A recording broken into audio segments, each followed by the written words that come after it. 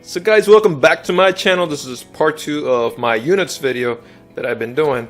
So continuing what we were talking about before, we have all these phenomena out there like temperature and length and some of these things that these units measure.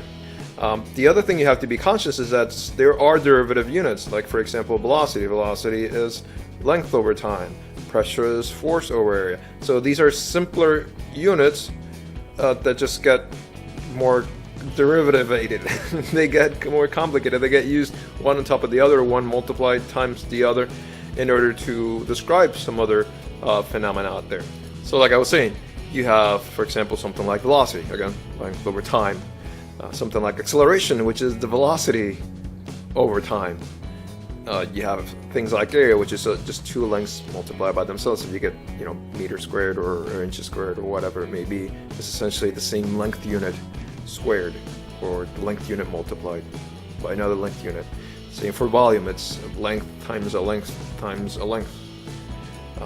Things like pressure, which are force over an area. Again, more of these derivative units that just build on top of some of the basic ones. So the other thing to watch out for is that some units that describe a phenomena have different names for different systems, and probably the most famous of them all is temperature. You have Celsius for SI metric, and you have Fahrenheit for the imperial English system. Length, everybody's familiar with meters. For imperial English, you have your feet and inches, and so on and so forth. The other derivative units, like say for example pressure. In the SI metric system, you have pascals. In the English imperial system, you have PSI. It's probably one of the most famous, and so on and so forth. So it's a lot of these units just they have different names for depending on the different system, even though they do measure the same phenomena. Now there are some units that remain the same regardless of the system, because they just remain the same. Things like angles. Whether you measure stuff in however many degrees, it's degrees or radians. It basically does not. They don't belong to any particular system. It's the same in both. Same thing with electrical units like volts and watts and amps, as they're commonly known. Those remain the same regardless of the system. Time units, whether it's minutes or seconds or hours, again, those don't belong to any particular system, so they stay the same. Now, one of the things that is most confusing is that some of these units have the same name, and they measure different things. Like for example, ton. Ton is a unit of mass of stuff, and it's also used by the refrigeration industry to measure the cooling capacity. So again, it's very confusing. Horsepower.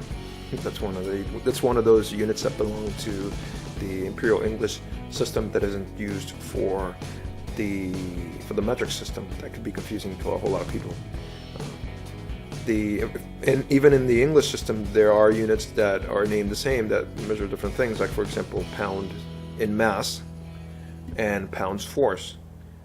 Usually in Earth gravity, it's the same thing. But if you go to a different planet, then it's different because of gravity, I guess.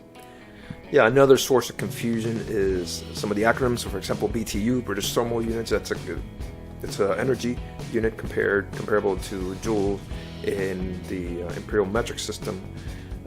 A lot of units have abbreviations. Centimeters are abbreviated cm, decibels dB, feet with a little apostrophe, and inches with two apostrophes in the English imperial system. And not a whole lot of people are usually sometimes not familiar with them, and that can cause confusion. Some units are named after people. For example, volt, amperes, Pascal, Newton.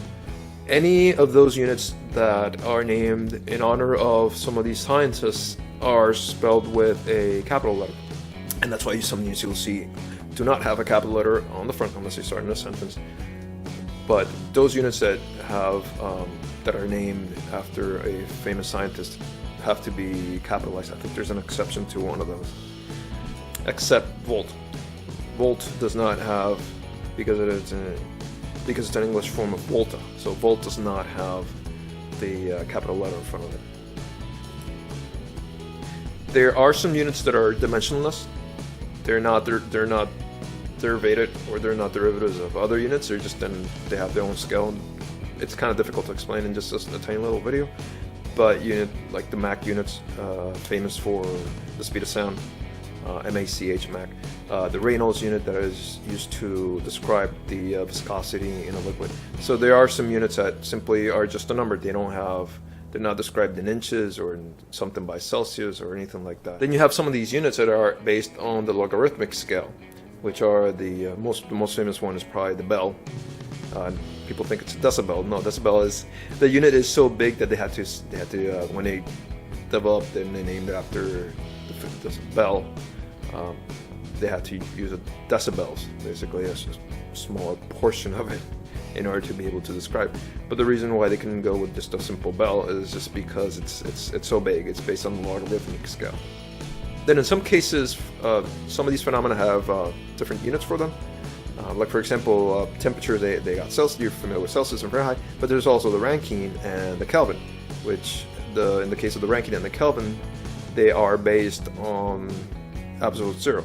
So zero for those units belongs to absolute zero, where there's no molecular motion at all. It's so cold, it's the coldest anything can ever get.